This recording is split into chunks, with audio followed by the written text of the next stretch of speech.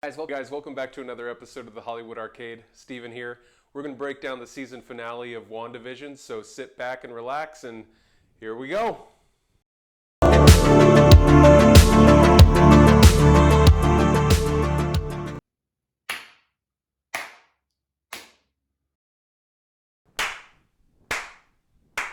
Well done, Kevin Feige. You duped us all.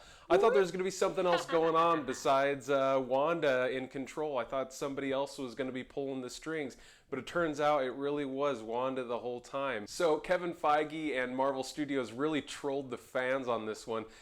They were trying to make us think that the fact that they used the Quicksilver from the X-Men movies was some kind of hint at the multiverse and something to do with the future plans of extra dimensions and all this stuff, and it just turns out he's just some guy. And I thought it was really great that they trolled us all that way. Another thing, of course, was that I thought Dottie was going to be somebody. Maybe it was going to be Clea from another dimension, you know, the Sorcerer Supreme from a parallel Earth, or that maybe she was Mephisto in some way. But no, Mephisto had nothing to do with it, so far. So we got a couple of really big things thrown in there at the end. We've got the Vision brought back to life, who is brought back to his senses by the reincarnated version of Vision, which was a piece of the Mind Stone inside of Scarlet Witch that she resurrected. And then we've also got the Skrulls who showed up in one of the post-credit scenes, and we've got the fact that Wanda has used the book that Agatha Harkness left behind to discover more about her abilities, and we hear the children screaming for help or something like that. Okay, so what does this have to do with the rest of the MCU? Where is this going? What is Marvel Studios setting up for the future? Okay, so let's take a look at the post-credit scenes. First, post-credit scene 1. We got to see that a Skrull takes Monica into a movie theater, reveals itself as a Skrull, and says that Nick Fury is looking to recruit, and she points to space. As we saw in the end of Spider-Man Homecoming, Nick Fury is in space at a space station with some Skrulls, and most likely this is leading up to Secret Invasion. So we've got Sword in space.